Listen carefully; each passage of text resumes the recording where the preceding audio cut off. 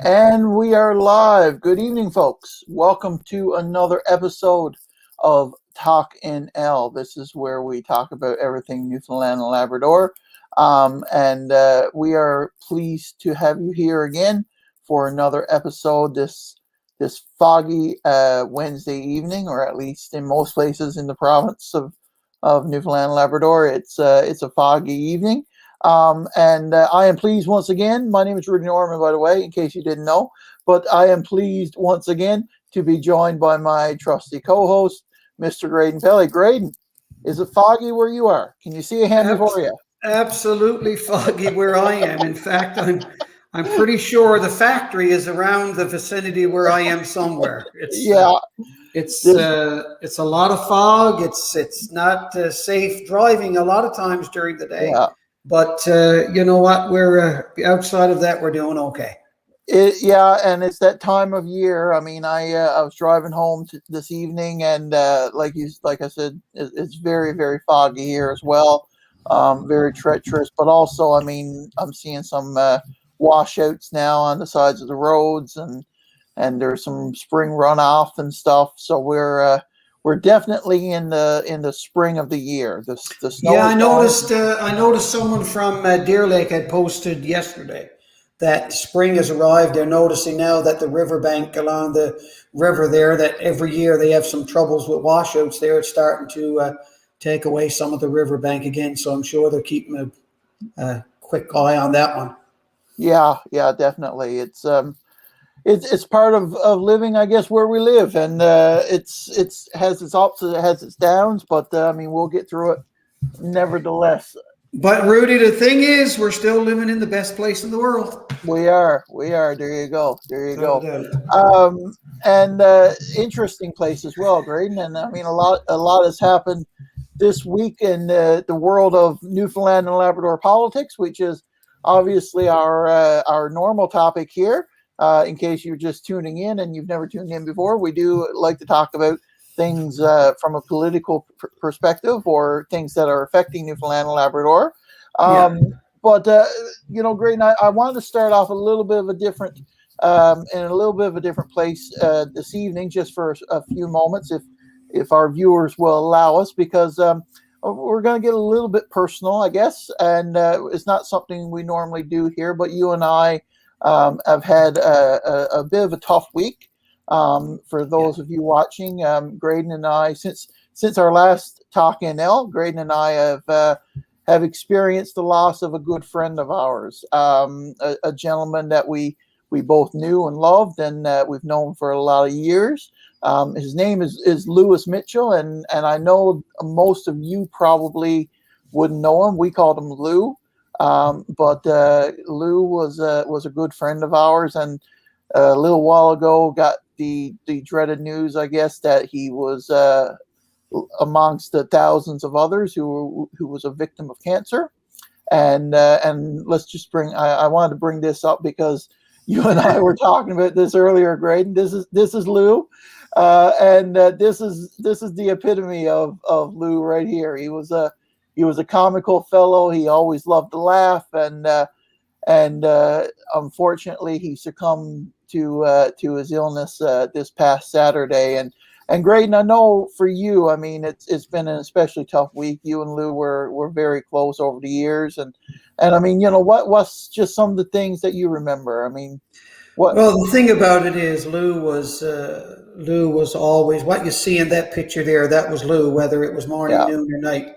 Yeah. Whether he was having a struggle himself or whatever, he was always trying to lift others up and make others laugh. And most times, if not all the times, he was pretty successful at it. But it's been a bit of a week, and I did have the opportunity over the past week or so to visit with him when he was in hospital. And actually, I visited with him on Friday passed, and it was early Saturday morning that Lou decided enough is enough, and he took his flight from this old earth as we know it. And you're right. I've known Lou for a lot of years. You were a very young boy, Rudy, when I met Lou. I would say. And we've kept in touch over the years, and Lou has been involved in his community. Certainly you would know him from the gathering with Sean Majumber, and you guys had a lot of time working with Lou. Yeah, we did, and I mean, Lou was very involved in the community, and he was a passionate member of the community. He had a little business here that he operated during the summer with paddle boats. I mean, if anyone's ever been to Burlington, he was well known because he lived in probably the most picturesque area of the town, and he utilized that to have paddle boats and kayaks, and people would go there and go around the river and stuff or near his property. Yeah. And he just loved it. He basically did it for nothing because he just loved making people happy. And you mentioned Sean Majumder. Sean and I work, like you said, work with Lou, and Sean put it kind of succinctly. I guess only the way Sean put it. He said Lou was the kind of guy, if he was in a house and the house fell down around him, Lou would probably crawl out from under the rubble and say, "My goodness, my alarm didn't go off." Yeah, absolutely. So, that was him. In other words, to say he didn't complain.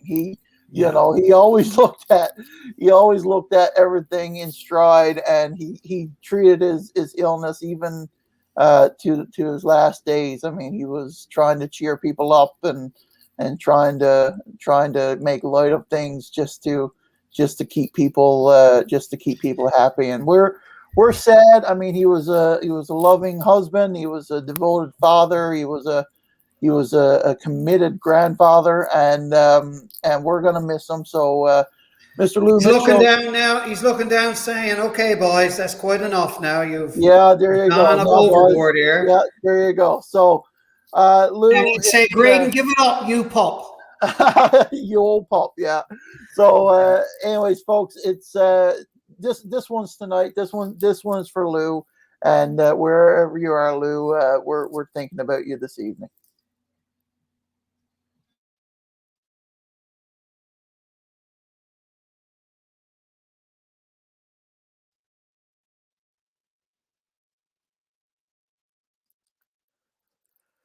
Yeah.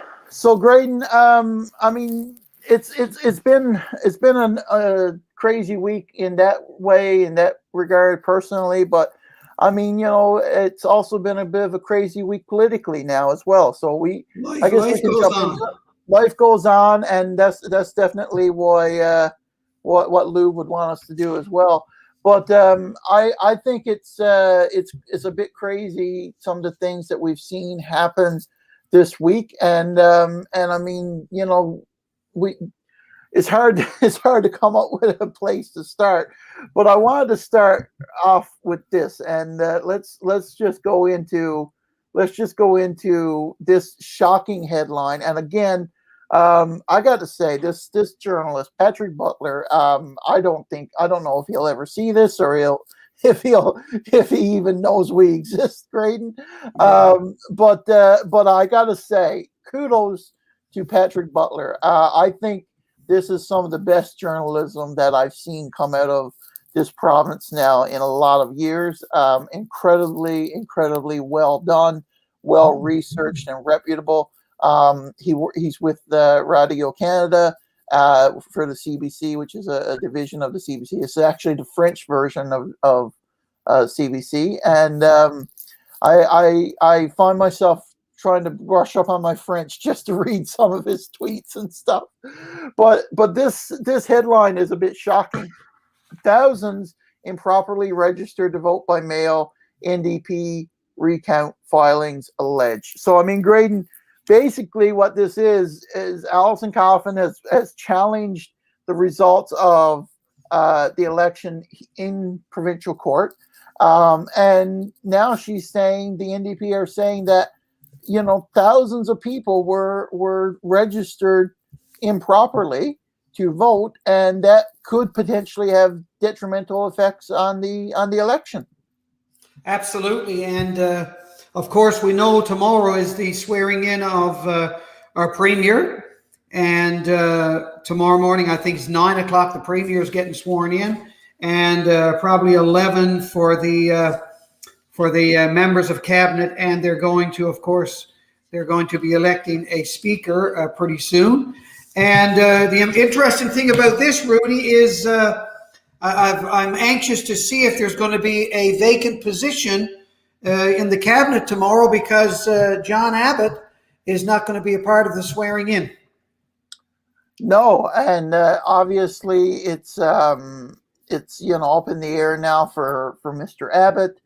We talked about this last week. I mean, the potential that there could be a challenge, because I think it was only 54 votes or something that Mr. Abbott won by. So, I mean, this is not shocking. I think the shocking part of this, Graydon, is the fact that they're alleging that this goes further than St. John's East Kitty-Vitty, presumably. Yeah, that's right. And the headline that you read there about the thousands of illegitimate people that were wrongfully registered or registered, but a lot of things were left out. Added to that, there's another article that says Coffin is ready to fight enormous Newfoundland and Labrador election mistakes. So the thing about that is, it's provincial. It's not just the 54 vote difference in her district, but now she's looking at, and obviously, Rudy, if it went on within their district in St. John's East Kitty-Vitty, then it obviously went on across the province. So it's not just unique to that particular district, but I guess she has to start somewhere. So here we have it. We knew somebody was going to challenge. We knew there were some things that weren't right about our election. And here's what it says. Elections NL registered thousands of voters for a mail-in ballot without following proper protocols, alleges the leader of the NDP in court filings for a recount here in St. John's district. So, I mean, the article is there. It's there for everybody to read. And according to this article, and according to the accusations, this is a very serious thing that has gone on. And of course, we saw throughout the election process how Elections NL did things on the fly, and things were done that we thought were not right. And most of the people that were involved thought it was not right. And here we have it. And these claims, these accusations that are being made right now, according to Coffin's affidavit, and the affidavit says that thousands of people were added to the voters list upon having a simple telephone call with Elections NL workers and were provided with ballots, or in some cases provided with multiple ballots without proof of identity. Now, Rudy, no other way to say it, that's wrong. Yeah, so let's talk about this now. So the interesting part I see about this is upon having a simple telephone call with the Elections NL. So deja vu all over again here now. But tell me, how in the world have we gotten to the point where we have a telephone scandal again with Elections NL, similar to what we had before, where we're told 4 voters, it was limited to 4 voters that got a phone call. Now the NDP are alleging that it was thousands of people. So, I mean, if Elections NL is lying that profusely, how in the world can we sit here and make any claim that this is a legitimate election? Or better yet, how can that guy sit on the 8th floor and say that this is a legitimate election? To me, the fact that that thousands of people were added to the voters list improperly discredits this election 100%. Absolutely. And the thing is, Rudy, I got a social media post today with a picture that someone received their ballot in mail today. Right. So, I mean, I don't know what legislation says. I don't know what the act says about this right off. I'm sure we'll find it out in the next couple of days, but I don't know how they can go ahead. We have a caretaker's government now, a government that's in caretaking mode, and I don't know how we can swear in a full cabinet and swear in elected MHAs, knowing that this election now is being accused of this. Elections NL is being accused of this. This election now is being questioned to the fullest extent. How can they move forward as if everything is perfectly normal? Yeah, and I mean, going back to this now again. I mean, in an interview Tuesday, Coffin would not name the Elections NL employees who last week relayed the allegations to the NDP. So I mean, this information, Graydon, is coming directly out of Elections NL, it seems. So I mean, do we have a whistleblower in Elections NL office? Do we have someone in Elections NL that, and I mean, it says Elections NL employees. So I mean, does this mean that somebody's conscience got the better of them, and they're bringing this out and bringing this to light? Yeah, well, to go on to read, it says that they reached out to the party and said the individuals in question have intimate knowledge of the voter registration process during the election campaign, a 10-week saga unexpectedly derailed by a COVID-19 outbreak. So I read on social media today, someone said, and someone was proud that somebody inside Elections NL, now some people might say they're snitches or whatever, but like you said, their conscience got the best of them. I have a different word for them. I would not call them snitches. Yeah. I would call them a hero. Yeah, absolutely. Absolutely. Yeah. And then the next statement was from someone from the NDP party says, not only did someone give us, say they had that information, but wait until you see what they have to say. So where's this going? Well, there you go. And I mean, it says here Bruce Chalk wouldn't make a comment, and I mean, I'm not shocked by that, to be honest with you, by any means. Let's talk about Bruce Chalk. I mean, Paul Lane comes in the comments here and says he needs to be removed from office pending the results of an independent investigation. I think that's the least of this. I think that's the bare minimum here.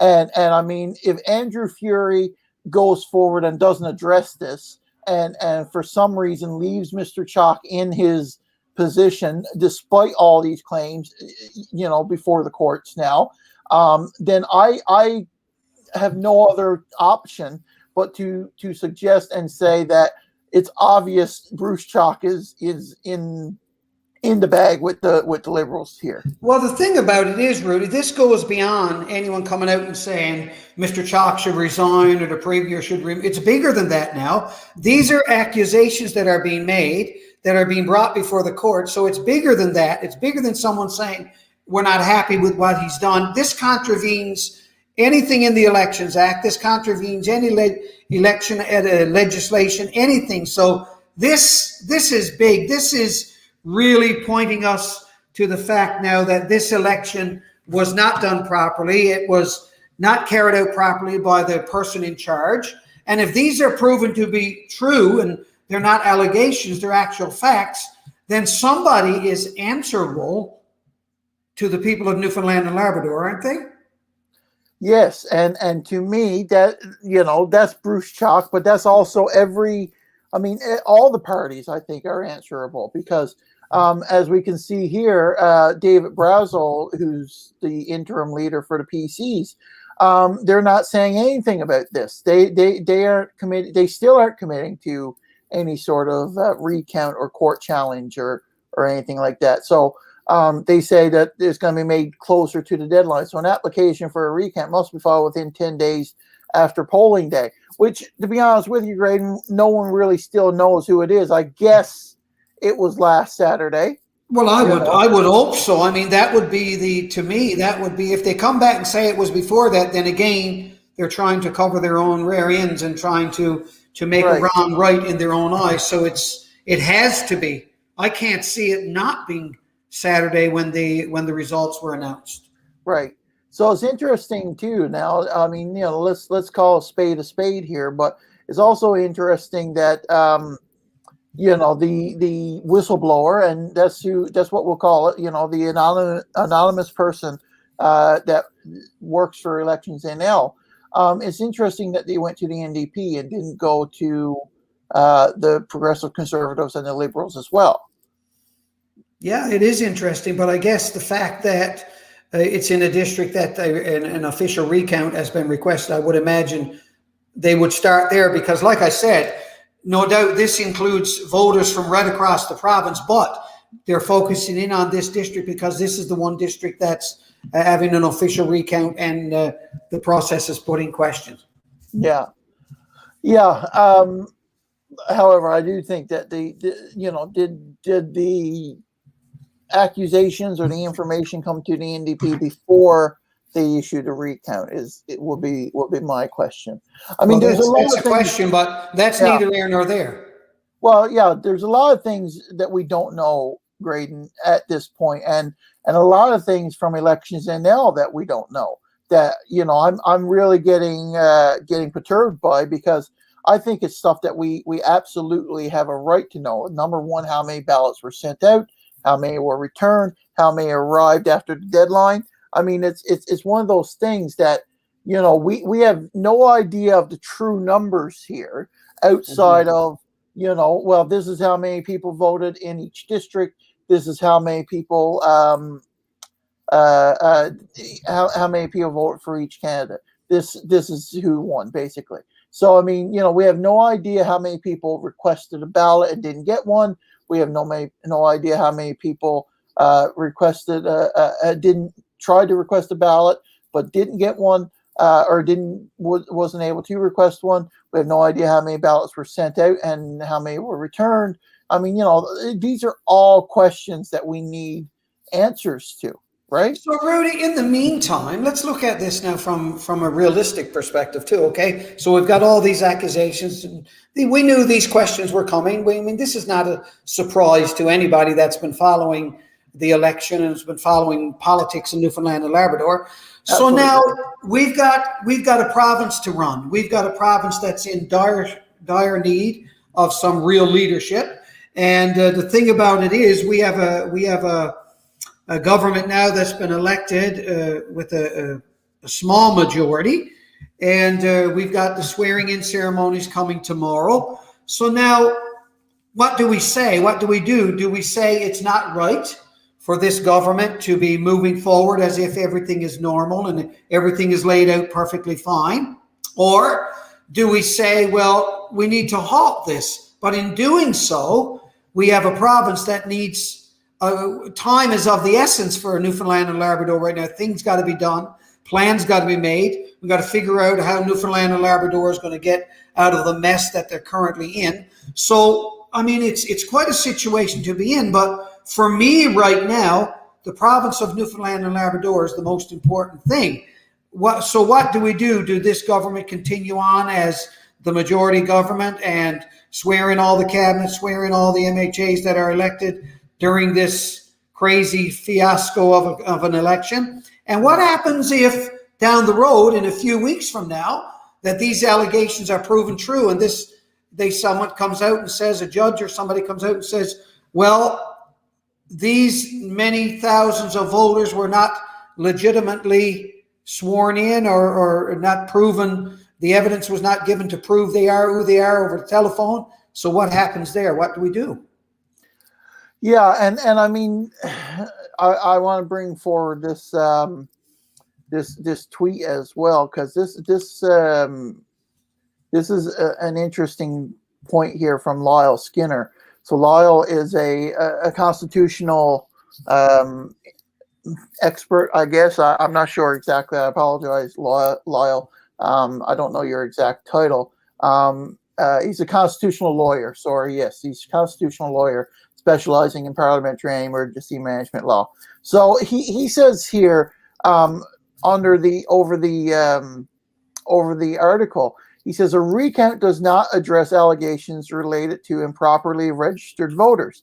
Voting irregularities involve a separate judicial process. A recount can assist in verifying if ballots were rejected, but an additional hearing is required to decide if improperly rejected. An important word issue, the Current Elections Act does not use the term spoiled ballot. A rejected ballot is one where a voting official views it to contain a defect, like identifying the voter. A canceled ballot is where a voter requests a new ballot prior to voting. So I mean, he has some interesting takes on all of this.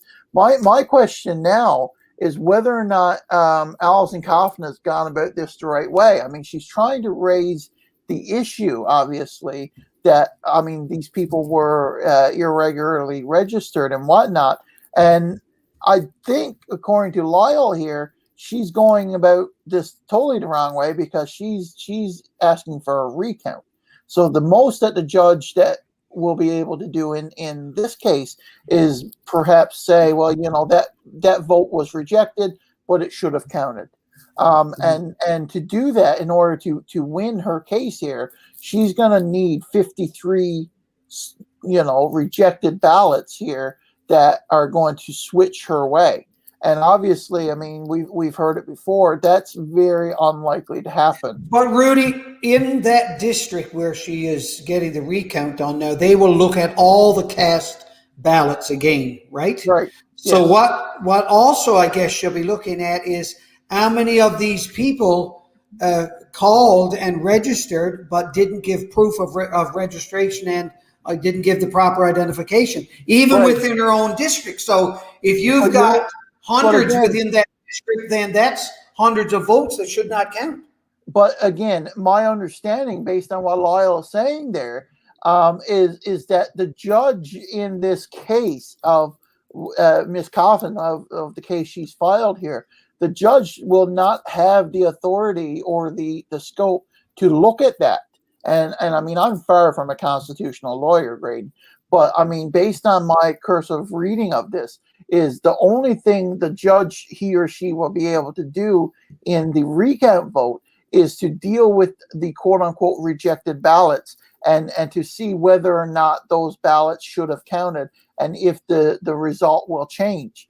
It's possible that the result will change. We've heard from other people that say it's very, very unlikely that the result for this is going to change. So, I mean, at this point, I wonder, where do we go? Like you say, where do we go from here? Because at some point, we need to look at the legitimacy of the election as a whole. If these allegations are in fact factual, then somebody, and I don't know who that will be, Graydon. I have no idea. Maybe it will be a private individual. Maybe it will be one of the political parties. I don't know. Maybe it'll be Ches Crosby. Who knows?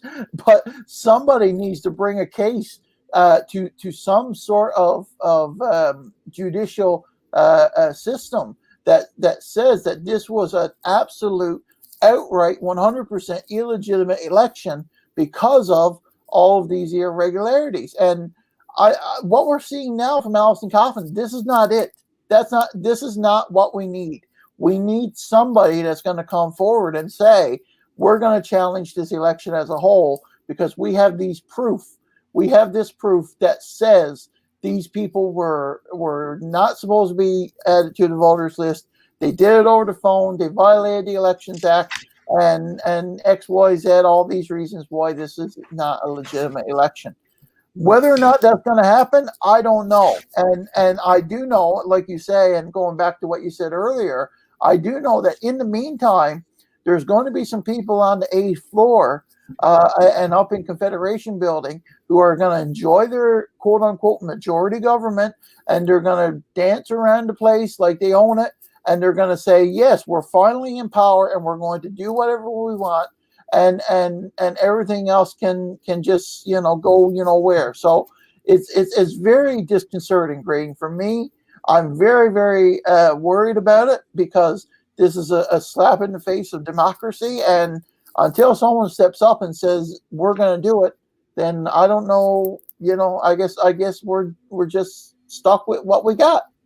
You talked Tuesday, the article says, about a potential constitutional challenge to overturn the election, a battle that could take up to a year and would be a separate undertaking from the recount. So she's aware, obviously, from this that there has to be a separate case here.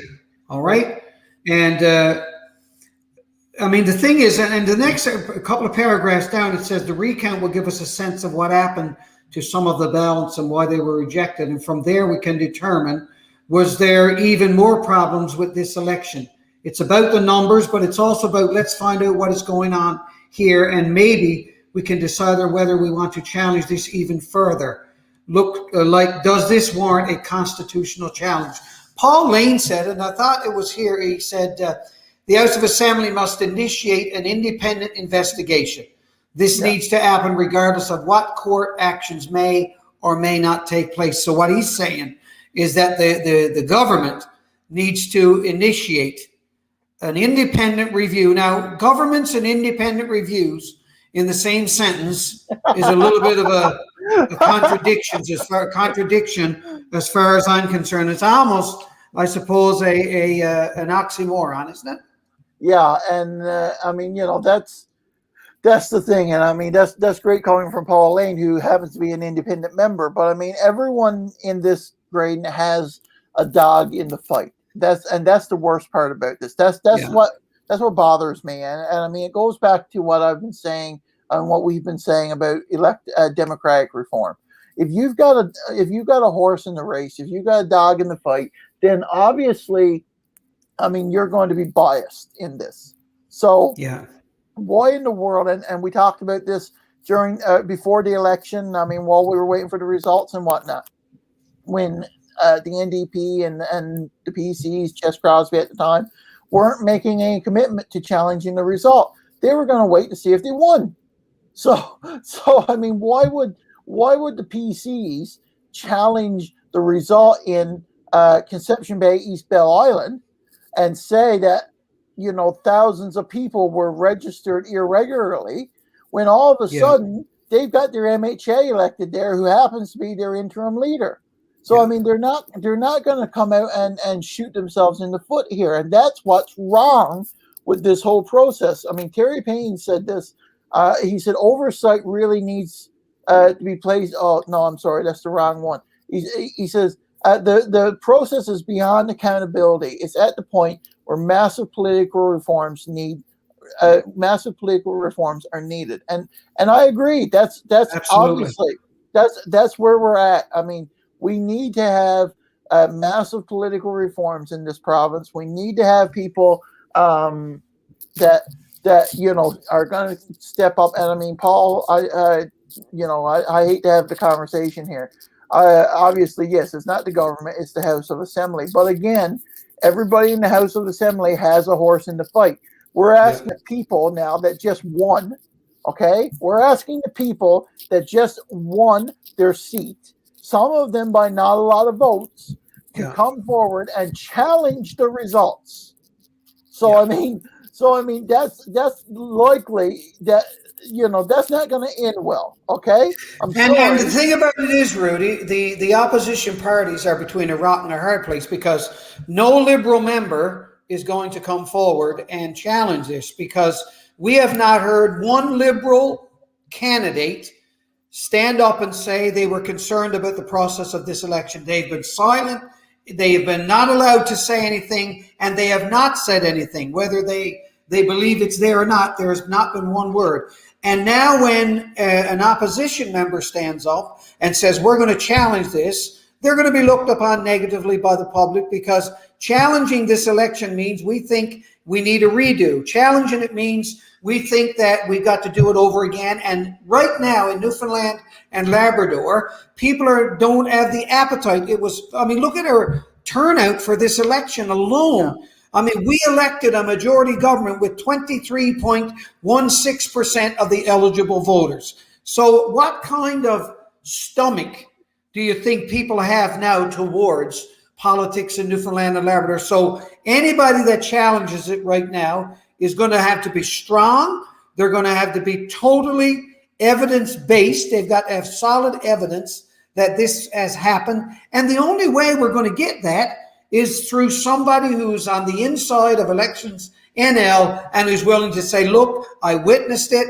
We can have certainly some scrutineers that were there during the count to come out and say, look, I witnessed the irregularities and I witnessed this and that. But with regards to the registration and the not following protocol, when the people were calling Elections NL and getting applications or getting ballots sent from a telephone call, if the evidence is there, somebody, surely goodness, is going to say, I'm willing to stand up and let the people of Newfoundland and Labrador know this has happened. Yeah, and I mean, you're making good points there, Greg, and everything you're saying is right.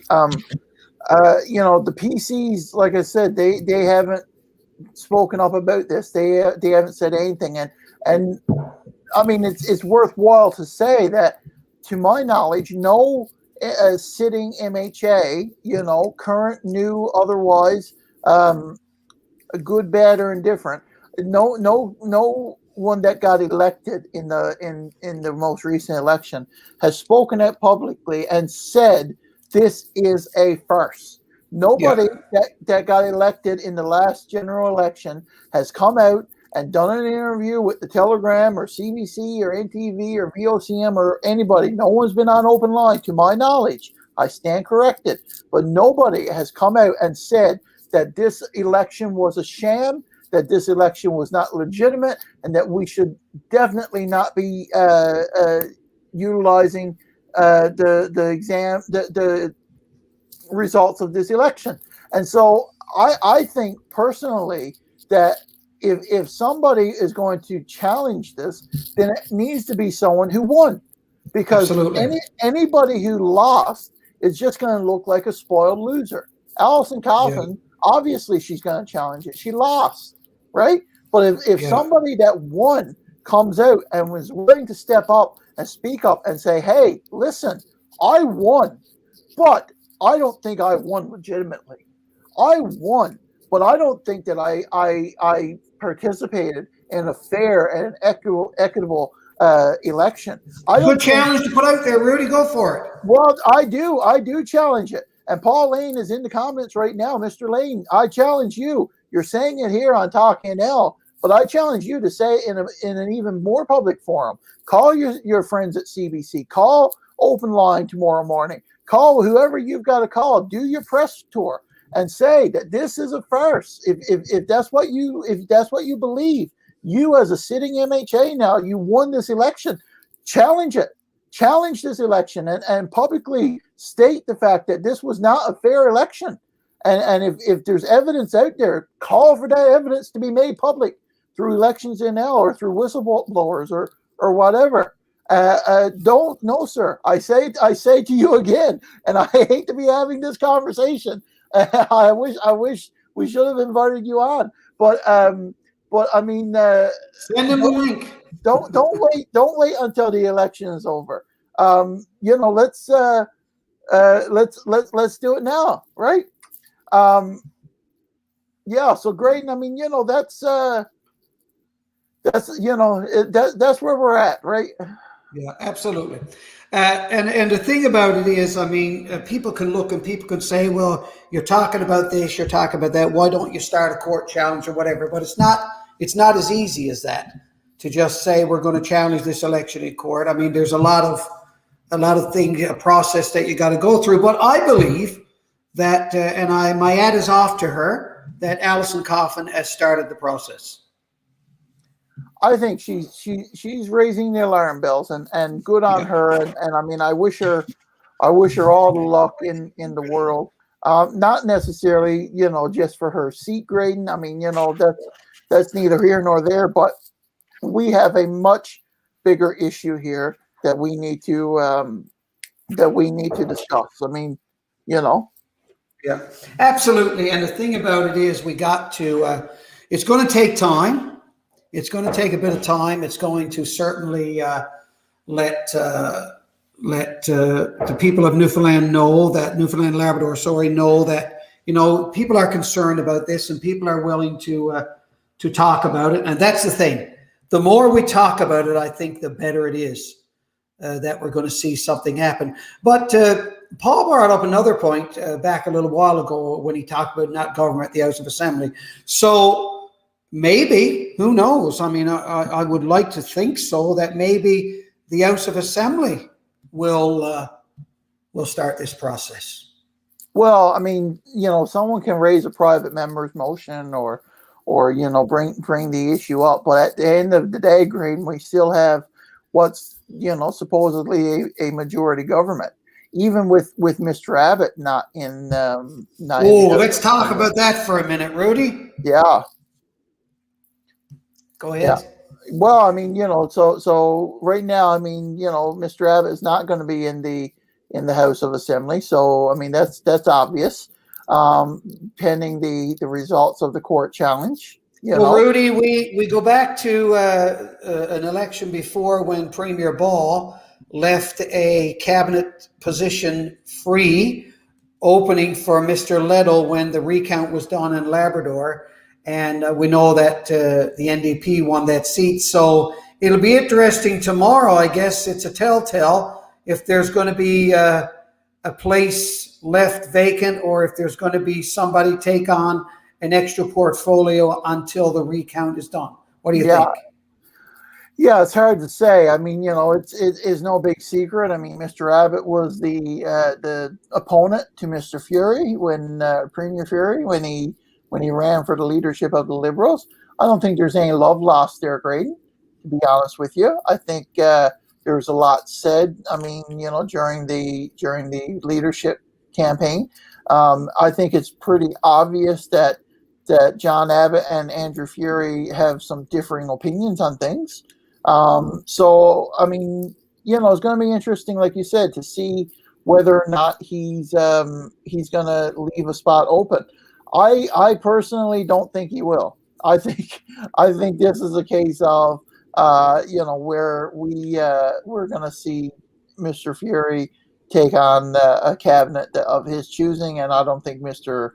Abbott is going to be a part of that. But who's to say? Time will tell. I guess we'll find out tomorrow who the new cabinet is going to be.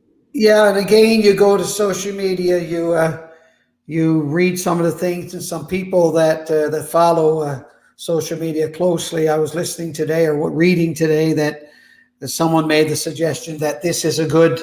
If Mr. Fury didn't want him in cabinet and didn't plan on appointing him to a cabinet position, and he needed a reason not to, without looking like he wasn't going to put in the person who opposed him. And like you said, during the leadership, there were some heated moments. There were some things said that were darts thrown at each other back and forth.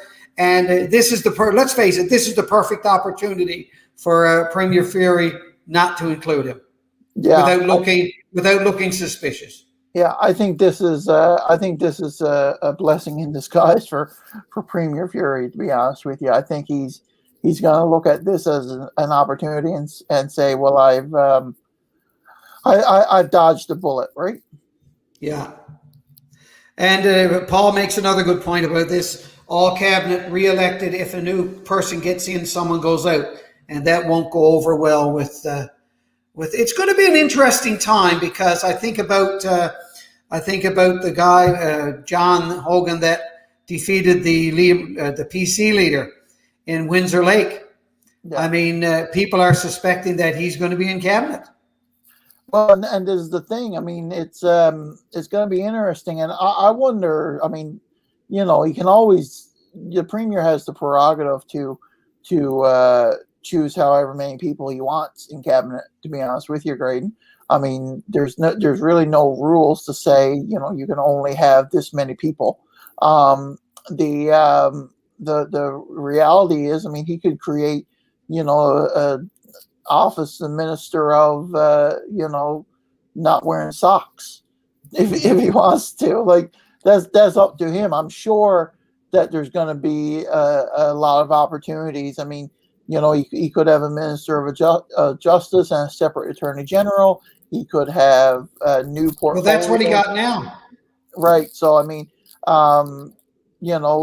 he could have another place for Andrew Parsons. I mean, who's to say that people, whether or not people are going to be in cabinet or not? I think it's going to be an interesting time to watch for sure. Rudy, I look back to the leadership of the Liberal Party when Premier Furey was elected as leader of the Liberals and obviously Premier of the province. I look back at the flux of or the flocking of caucus members towards Mr. Furey at the time, and I mean, let's face it, we know how politics works. They came towards him like, pigeons after breadcrumbs, and they were all coming for a reason. And we see now that a lot of these people, and we know the people that came out and supported him strongly and helped run his campaign, and people that, came there and they were expecting something in return, and most of them received it.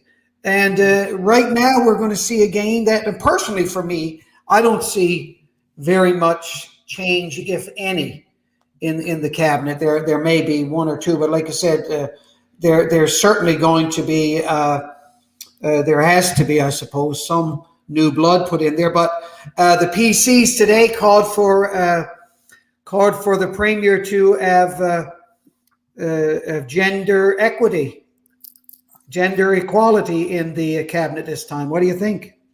Yeah, I mean that's going to be a bit difficult, I think, because I'm not sure. I don't have the numbers in front of me, Graydon, but how many women were actually elected in this? Well, they would have to have every female that was elected. There you go, right? Including Sherry Gammon Walsh. Including Sherry Gammon Walsh, which, respectfully, I don't think is going to happen. Rudy, there's something else I want to mention to you. Now we got to get a speaker for the House. So that's the other thing. And now Perry Shrimper says that he's not going to run. I don't know if our friend Someone Mr. said Lane, Scott Reed has already indicated he wants to run. He wants to run. Well, I mean, he's the current speaker, so yeah, that would make sense. Well, that would reduce the vote of the Liberals by one. Yeah. So now all of a sudden, if you don't have John Abbott in their Graydon, and you've got a speaker, all of a sudden you've got a minority government. Mm-hmm. Yeah, it's going to be interesting. It's going to be very interesting times, unless Mr. Lane or maybe even one of the PCs or someone may be interested in running. So who's to say? But Graydon, it's going to be very interesting. It's going to be very interesting times, I think. And I'm looking forward to it. I still hope and so okay, Mr. Lane says he's not interested. Late breaking news. He's not going to be running for leader at all. By the way, Mr. Lane, if senior watching, how about you join us next week as a guest, and we can discuss some of these things, because we're having a bit of a conversation now in the comments. Absolutely, good point. So I'd like for us to have this conversation and continue this conversation next week at 7:30 on Wednesday night. We'll reach out to you, sir, and hopefully, I mean, we can get you on and you can join us and we can have a good conversation like we did last time. But Graydon, it's going to be an interesting, good. So announcing it now, Graydon, next week's guest is going to be independent member for Mount Pearl Southlands, Mr. Paul Lane. So we're looking forward to that. That's going to be a good conversation for sure. And Rudy, just a good segue now. We will throw out the invitation to any member of the House of Assembly elected, any candidate that ran that would like to join us on TalkNL and talk about the election and your experience with the election. We'd love to have you join us. I'm going to say, Graydon, and I don't think I'm telling any tales out of school. We've asked a few, and we've had some no's. Some people have not been willing to do it, and so we appreciate Mr. Lane being willing to do it. But yeah, maybe some of them will say yes now after the fact. But we are working on a number of guests for the old show here, Graydon. It's gonna be good times. We hope that you enjoy it. I know a lot of people Some people watch it live. A lot of people watch it after the fact. We're getting some good feedback from people, and it's hopefully an interesting conversation. It's basically us sitting around discussing the things of Newfoundland and Labrador, raising some issues, and hopefully together we're finding some conversation and some solution in it all. So that's all I've got for this week, Graydon. Have you got anything final to add, or? No, just want to say thanks again for everybody that was listening, and we certainly enjoy having this conversation, whether it's you and I or whether it's there's a guest on, and we love to have guests join us for TalkNL, and we really want to engage more people. We invite more people to come and join in the conversation, in the comments, and make your opinions, and we want to keep this thing going, and we believe that it's just like sitting around a table having a conversation. Nothing's off the table when you're talking about the issues of Newfoundland and Labrador and TalkNL. Absolutely, absolutely. Anyways, folks, thank you all for tuning in again, and we will see you next week with special guest MHA Paul Lane and myself and Graydon right here at 7:30 on Wednesday night and TalkNL. Have a good evening. Have a great evening, Rudy. Talk later.